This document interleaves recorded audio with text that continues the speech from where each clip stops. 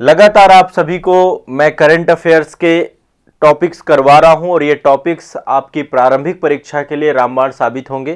किसी भी तरीके से आपको इस तनाव में नहीं रहना है कि कैसे आपका जो है प्रश्न पूछे जाएंगे, कोई दिक्कत नहीं। जितना करंट अफेयर्स आपको करवाया जा रहा है इतने पे भरोसा रखिए, इसी से क्वेश्चन आएंगे, इससे बाहर नहीं जाएंगे। बस अब आप रेगुलर रहिए और कंटिन्यूअसली से करते रहिए। तो करंट अफेयर्स के आज के अंक में शुरुआत करते हैं। ये एस्ट्रोनॉमी का एक टॉपिक है।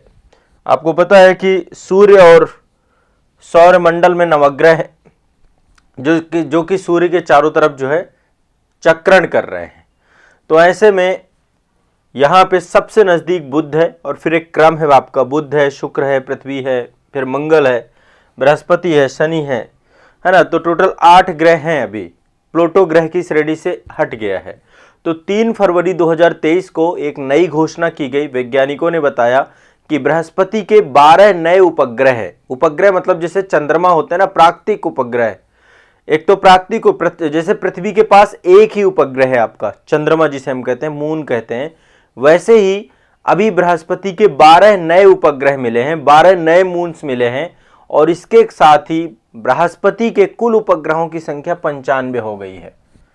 कितनी हो गई है?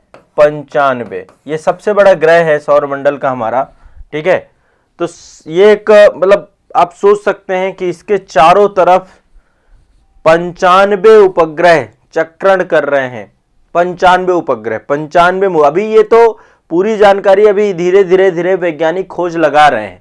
तो अभी 12 नए उपग्रहों की जानकारी मिली है और नासा ने बताया है कि ये जो है टोटल उपग्रहों की संख्या 95 हो चुकी है। तो इस प्रकार से नंबर 1 ग्रह बन चुका है। सबसे ज्यादा उपग्रह किसके हो चुके हैं? बृहस्पति के, ठीक है। दूसरे नंबर पे शनि है। शनि के 83 उपग्रह हैं और बृहस्पति के 95 उपग्रह हैं, ठीक है। तो बहुत छोटा सा टॉपिक है, लेकिन आपको ये चीजें पता होनी चाहिए। लगातार अपडेशन होती रहती है। तो 2021 और 22 के बीच में जो अमेरिका का, यूएसए का हवाई वाला क्षेत्र है, हवाई आपका पड़ता है प्रशांत महासागर में, ठीक है। प्रशांत महासागर के मध्य में हवाई एक छोटा सा द्वीपीय राज्य है, अमेरिका का 50वां राज्य है। वहां पे दूरबीनें लगाई गई हैं। और चिली आपका जो है, चिली ये आपका जो एंडीज पर्वत श्रेणी है उसी पे अवस्थित है। तो चिली में और हवाई में दूरबीनें स्थापित की गई थी और वहां से जो है इन उपग्रहों के बारे में लगातार अध्ययन कार्य चल रहा था। तो वहां से उपग्रह 12 नए उपग्रहों के बारे में जानकारी पता चली है। तो देखिए, बृहस्पति के 4 सबसे बड़े उपग्रहों में नंबर 1 है यूरोपा। सबसे बड़ा उपग्रह बृहस्पति का क्या है? यूरोपा।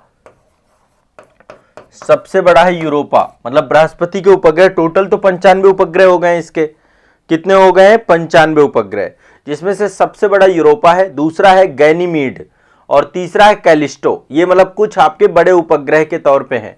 तो सबसे ज्यादा उपग्रह बृहस्पति के, दूसरे नंबर पे शनि के हैं 83 उपग्रह है।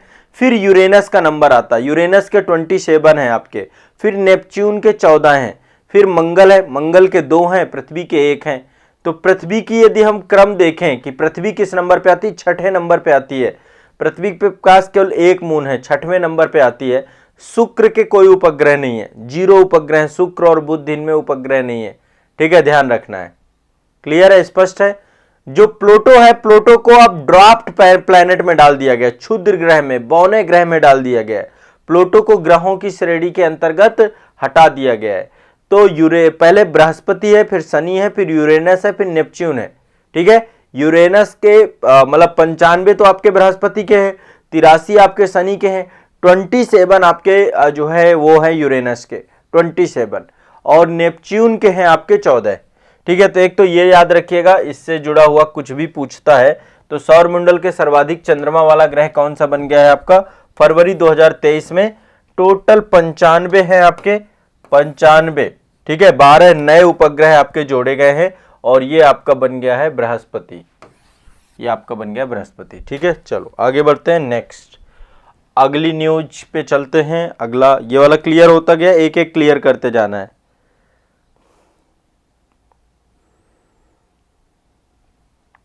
अभी इसको लेकर ऑफिशियली जब भी जानकारी मिलेगी मैं आपको बताऊंगा, ठीक है। चलिए आगे बढ़ते हैं, नेक्स्ट। ये आप देख रहे हैं एक रोबोट है। ये रोबोट अभी बनाया गया है, विश्व का पहला मैला ढोने वाला रोबोट बनाया गया है। ये एक देखो बहुत बड़ी समस्या है, जो हमारे यहाँ पे सीवेज को साफ करने वाले जो वर्कर हैं, कार्य करने वाले लोग हैं, वो निश्चित तौर पे बहुत सारे लोगों की जो है मृत्यु तक हो जाती है। तो ऐसे में बड़े स्तर पे इस दिशा में कार्य चल रहा है कि जो सीवेज साफ करना है या मैला ढोना है, क्योंकि एक तरीके से देखा जाए तो ह्यूमन राइट्स और इन सब में जो है एक बहुत बड़ा मुद्दा बना हुआ है। तो अभी रोबोट और रोबोटिक्स के क्षेत्र में लगातार इस दिशा में काम किया जा रहा है कि कार्य रोबोट भी कर सकते हैं। तो एक मशीन बनाई गई है, मशीन ऑपरेट तो मानव ही करेगा, लेकिन फिर भी मशीन बनाई गई जिसका नाम है बैंडिकूट। ये जो आप देख पा रहे होंगे ये मशीन है, मैं आपको दिखाता हूं। ये कुछ इस तरीके की है, इसका नाम है बैंडिकूट। क्या नाम है इसका? बैंडिकूट।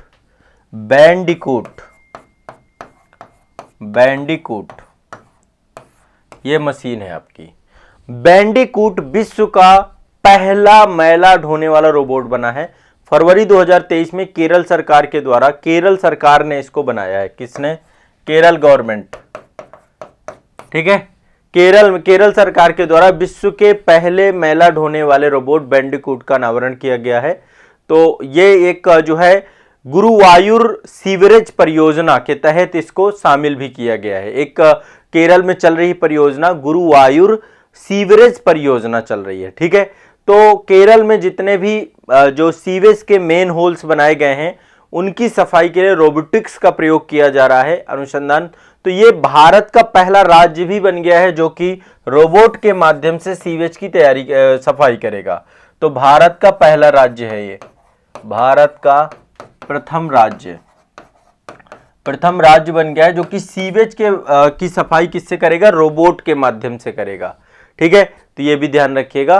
और बैंडिकूट को बनाया किसने है? एक कंपनी है जो कि केरला गवर्नमेंट की एक तरीके से मतलब कि केरल में ही अवस्थित है कंपनी, जिसका नाम है जेन रोबोटिक्स के तौर पे काम कर रही है ये। इसका नाम है जेन रोबोटिक्स इनोवेशंस प्राइवेट लिमिटेड, है ना। इस कंपनी के द्वारा ये बनाया गया बैंडिकूट। किसके द्वारा बनाया गया?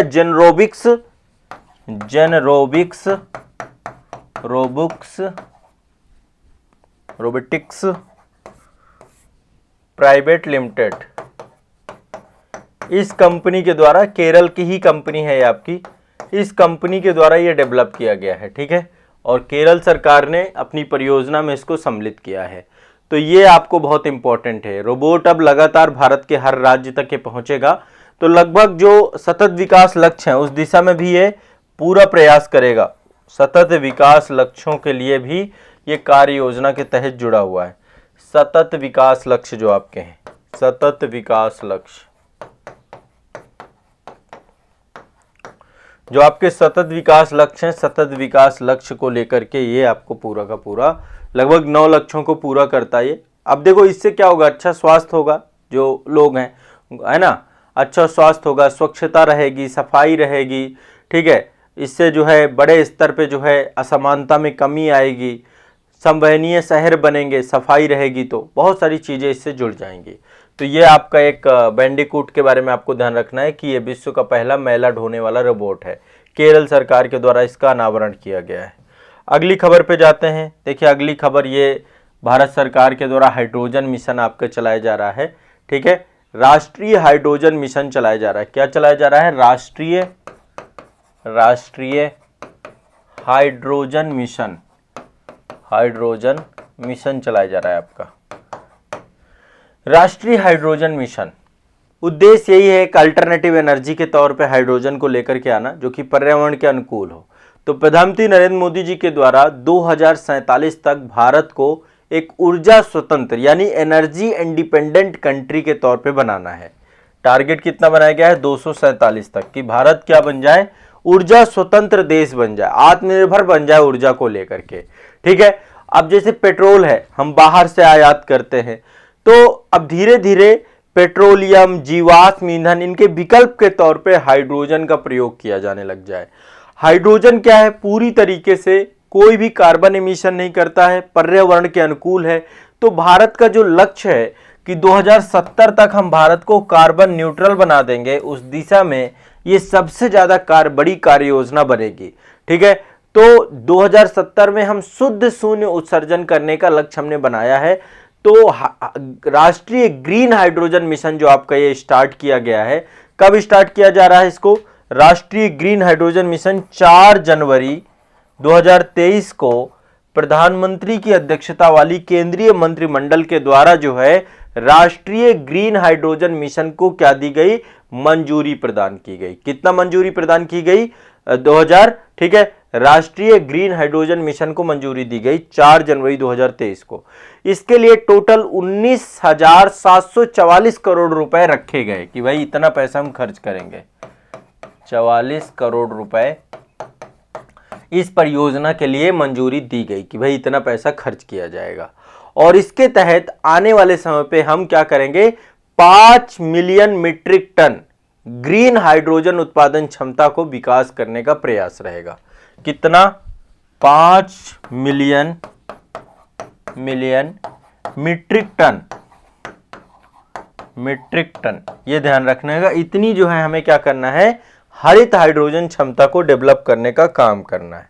तो अब हाइड्रोजन को लेकर के प्लांट आपके लग रहे हैं। असम में पहला प्लांट लगाया गया है, ठीक है। तो ग्रीन हाइड्रोजन प्रोडक्शन कैपेसिटी अपनी डेवलप करना है 5 मिलियन मीट्रिक टन के साथ हरित हाइड्रोजन उत्पादन क्षमता भारत की बनानी है हमें, ठीक है। और इसमें जो है लगभग बड़े स्तर पे रोजगार सृजन होगा। 6 लाख से ज्यादा लोगों को रोजगार मिलेगा। जीवाश्म ईंधन के आयात में कमी होगी। हम बड़े स्तर पे जो जीवाश्म ईंधन, पेट्रोलियम ये सब आयात कर रहे हैं, इनमें भी कमी होगी। इसका उद्देश्य सिर्फ इतना है कि भारत को विश्व में ग्रीन हाइड्रोजन का अग्रणी उत्पादक देश के तौर पे बनाना है कि हम बड़े स्तर पे जो है ग्रीन हाइड्रोजन अपने यहाँ पे डेवलप कर रहे हैं, ठीक है। तो ये ध्यान रखिएगा। अब इससे बहुत सारी चीजें बदलेंगी। जब ग्रीन हाइड्रोजन मिशन हमारा सक्सेसफुल होगा तो निश्चित तौर पे हम जीवाश्म ईंधनों से हमारी निर्भरता खत्म होगी। स्वदेशी विनिर्माण क्षमता का विकास होगा। उद्योग और निवेश के तौर पे नए अवसर डेवलप होंगे, रोजगार सृजन होगा, R&D होगी, सब कुछ होगा आपका, ठीक है। तो राष्ट्रीय ग्रीन हाइड्रोजन मिशन इसके बारे में बस इतना जानना जरूरी है कि ये भारत सरकार की एक अग्रणी योजना के तौर पे है, इसको लेकर के आ रहे हैं। नेक्स्ट अगली करंट अफेयर से आपकी स्मार्ट कार्यक्रम।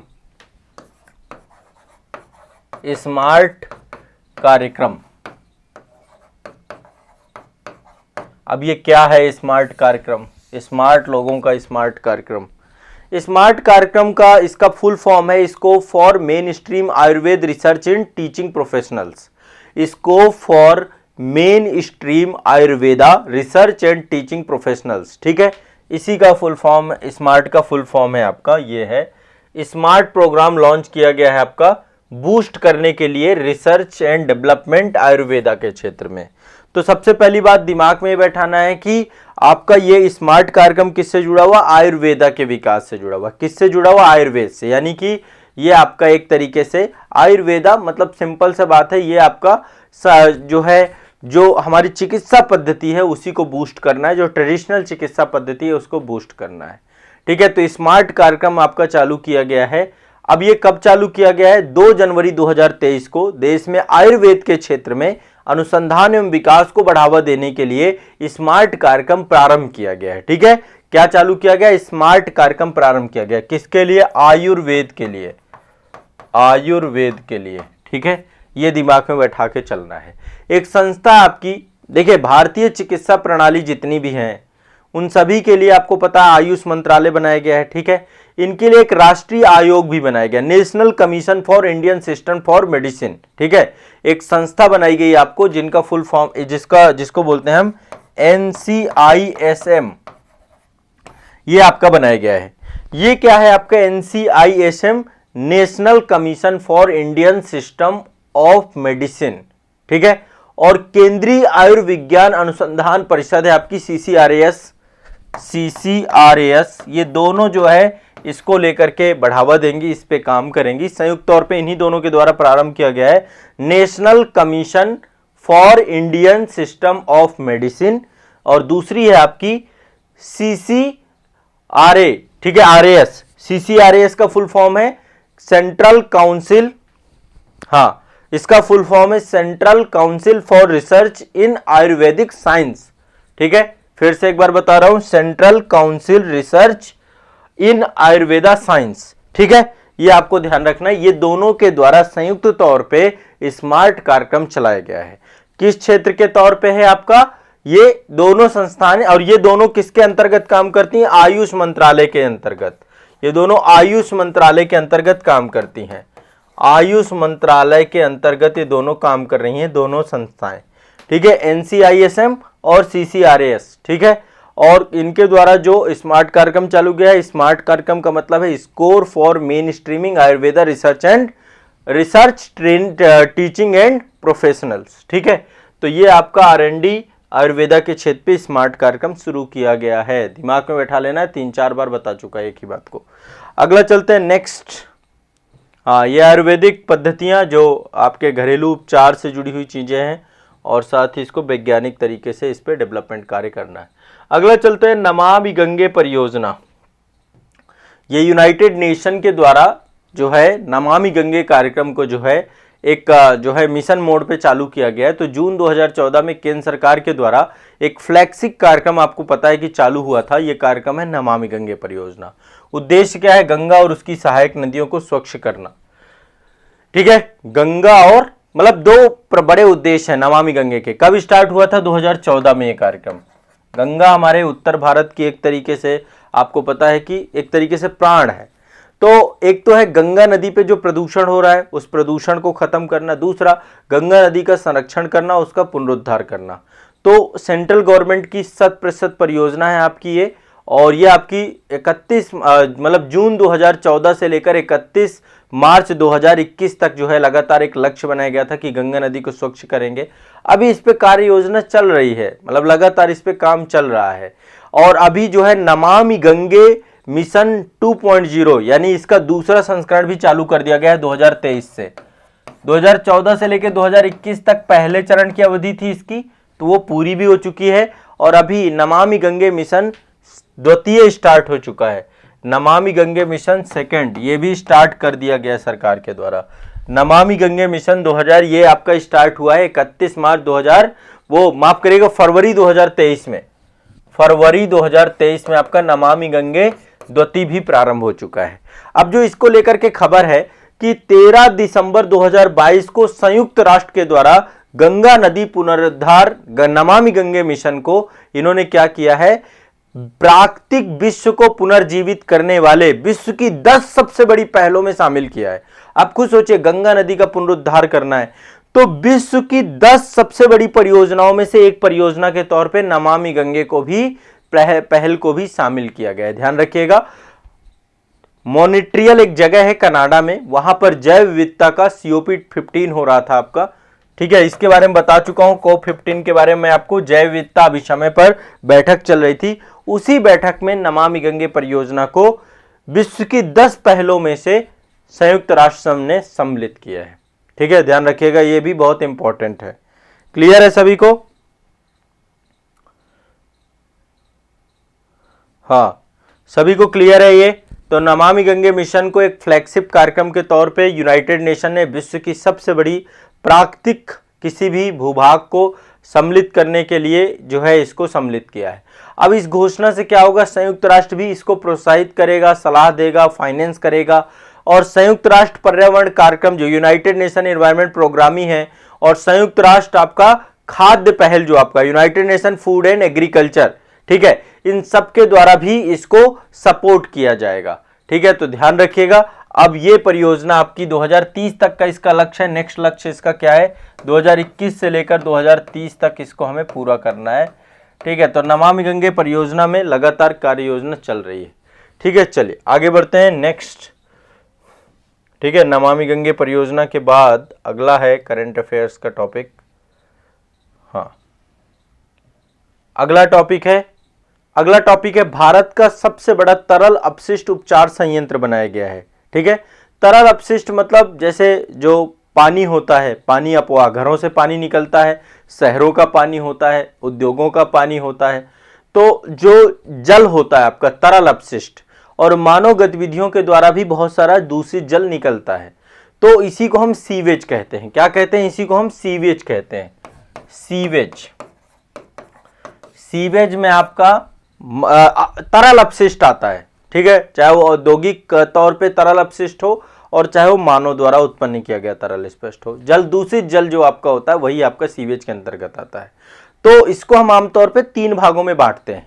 सबसे पहला होता है आपका डोमेस्टिक सीवेज, जिसको हम घरों से जो पानी निकलता है, अपशिष्ट जल निकलता है, घरेलू सीवेज। दूसरा होता है आपका इंडस्ट्रियल सीवेज यानी औद्योगिक सीवेज, औद्योगिक सीवेज। और तीसरा आपका स्टॉर्म सीवेज, स्टॉर्म सीवेज को ही हम तूफान सीवेज भी कहते हैं, तूफान सीवेज। ठीक है, स्टॉर्म सीवेज। तो कुल देखा जाए तो ज्यादातर जितना सीवेज है उसका 99% आपका घरेलू सीवेज के तौर पे है, सबसे ज्यादा घरेलू सीवेज है आपका। ठीक है, तो अभी 18 जनवरी 2023 को तिरुपति नगर निगम के द्वारा 18 जनवरी 2023 को तिरुपति नगर निगम द्वारा, तिरुपति कहां पड़ता है, आंध्र प्रदेश में, नगर निगम द्वारा, तिरुपति नगर निगम के द्वारा जो है तरल अपशिष्ट के संशोधन के लिए, इसके उपचार के लिए सबसे बड़े तरल अपशिष्ट उपचार संयंत्र बनाया गया। ये आप देख रहे हैं पूरा का पूरा इंफ्रास्ट्रक्चर जो आप देख पा रहे हैं, ये तरल अपशिष्ट को लेकर के ही बना हुआ है कि जो तरल अपशिष्ट होगा, जो जल होगा, दूषित जल होगा, उसको क्या किया जाए, उसको पूरी तरीके से स्वच्छ किया जाए। तो तिरुपति के द्वारा जो है पूरा का पूरा ये तरल अपशिष्ट उपचार संयंत्र बनाया गया है। ठीक है, ध्यान रखिएगा। विनायक सागर झील का जल जो है उसका फिर से उपयोग किया जा सके, उस उद्देश्य से जो है इसको अभी स्टैब्लिश किया गया है। तो विश्व ये सबसे बड़ा तरल उपचार संयंत्र है भारत का, तिरुपति में बनाया जा रहा है। ठीक है, ध्यान रखिएगा। स्वच्छ आंध्र मिशन चल रहा है आपका, उसी के अंतर्गत ये पूरा का पूरा आपका जो है इसको डेवलप किया गया है। आपको पता होगा एक हमारी संस्था है राष्ट्रीय पर्यावरण अभियांत्रिकी अनुसंधान संस्थान, ये नागपुर में है आपका। ठीक है, नागपुर में है, नागपुर में आपका राष्ट्रीय पर्यावरण अभियांत्रिकी अनुसंधान संस्थान, ये भी आपका पूरी तरीके से इसी कॉन्सेप्ट पे है। जो तरल अपशिष्ट है, मानव मल है, उन सबको जो है ये क्या करती है, पूरी तरीके से जैविक खाद में कन्वर्ट करती है, उसका संशोधन करती है। ठीक है, तो इसके लिए फाइटोरिड अपशिष्ट जल उपचार एक तकनीकी है, उसका प्रयोग किया गया है। फाइटोरिड जल उपचार जो है आपकी उसी के तहत ये पूरा किया गया है। ठीक है, अब तीसरा आपका इसी से एक जुड़ा हुआ है, एशिया का अभी दिल्ली में बन रहा है। वैसे दिल्ली में आपको पता होगा यहाँ पे भी बड़ा बुरा हाल है, दिल्ली में बड़े बड़े पहाड़ बने हुए हैं, गाजीपुर बॉर्डर पे चले जाइए, हर जगह 4-5 जगह ऐसा बना दिया, पूरा डंप यार्ड बना दिया। अभी इनको साफ सुथरा किया जा रहा है। तो एशिया का सबसे बड़ा सीवरेज उपचार संयंत्र बनाया जा रहा है दिल्ली में, अभी इसका निर्माण चल रहा है। ठीक है, तो दिल्ली में जो है ओखला वाला क्षेत्र आपका है, यहाँ पे ओखला सीवरेज उपचार संयंत्र का निर्माण किया जा रहा है। तो दिल्ली में अभी इसमें टाइम लगेगा, पर दिल्ली में एशिया का सबसे बड़ा बनाया जा रहा है ओखला सीवरेज उपचार संयंत्र, उपचार संयंत्र। अब जानने की जरूरत क्या है आपको, सबसे पहले तो ये समझ लीजिए कि तिरुपति में भारत का सबसे पहला बन चुका है। ठीक है, सबसे बड़ा बन चुका है अपशिष्ट उपचार संयंत्र के तौर पे। इसके पहले मैंने आपको बताया कि एक राष्ट्रीय पर्यावरण अभियांत्रिकी संस्थान है जिसको नीरी कहते हैं, नागपुर में है, ध्यान रखिएगा, वो भी बहुत इंपॉर्टेंट है। और एशिया का पहला दिल्ली में बन रहा है। ठीक है, तो देखिए कितने टॉपिक हो गए। एक तो आपका ये सीवरेज को लेकर के हो गया, ठीक है, तिरुपति में बना है सबसे बड़ा। नमामि गंगे परियोजना आपका यूनाइटेड नेशन के साथ जुड़ चुकी है। ठीक है, ये आयुर्वेदा है आपका जो है, इसके लिए रिसर्च एंड डेवलपमेंट के लिए आयुष मंत्रालय के द्वारा जो है स्मार्ट कार्यक्रम चालू किया गया है, ये भी हो गया आपका स्मार्ट कार्यक्रम। इसके बाद राष्ट्रीय हरित हाइड्रोजन मिशन, इसके बारे में मैंने आपको कुछ बता दिया। इसके बाद केरल के द्वारा जो है आपका ये वेंटिकूट रोबोट चालू किया गया है, जो कि ये सीवरेज के लिए या फिर जो मेन होल्स बने हुए हैं उनको साफ सफाई करेगा, तो ये स्वच्छता से जुड़ा हुआ है। और एक हमने देखा एस्ट्रोनॉमी से कि जो आपका बृहस्पति है सबसे ज़्यादा जो है उपग्रहों वाला ग्रह बन चुका है। तो ये आज के करंट अफेयर्स से जुड़े हुए कुछ महत्वपूर्ण पॉइंट और विषय थे। आप इनको पढ़िए, 2-3 बार रिवाइज करिए। इसके बाद आगे मैं करंट अफेयर्स की श्रृंखला कंटिन्यूअस रखूंगा। जिन्होंने अभी तक करंट अफेयर्स के पिछले एपिसोड नहीं देखे, मेरा आप सभी से आग्रह है एक बार पिछले सारे एपिसोड देख लीजिए, सारे एपिसोड आपको प्लेलिस्ट में मिल जाएंगे, एक बार जरूर से जरूर देखिए। मेरी आप सभी से ये आग्रह है, क्योंकि उससे क्या होगा, आपके अंदर जो है करंट अफेयर्स को लेकर के एक कॉन्फिडेंस आना चालू हो जाएगा। मैं पूरी तरीके से गारंटी देता हूं इस बात की कि करंट अफेयर्स इससे बेस्ट आपको कहीं नहीं मिलेगा।